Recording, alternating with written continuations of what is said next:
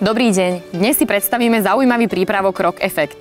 Tento prírodný prípravok je vhodný aj na ekologické pestovanie.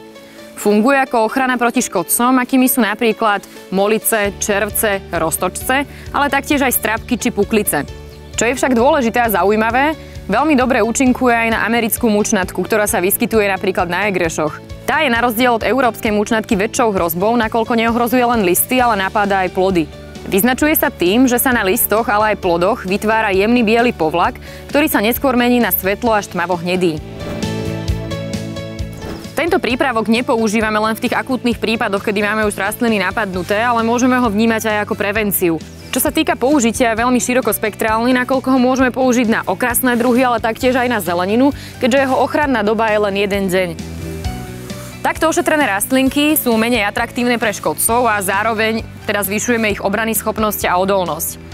Nezabúdajte však dodržiavať presné pokyny a dávkovanie, ktoré je uvedené na obale prípravku.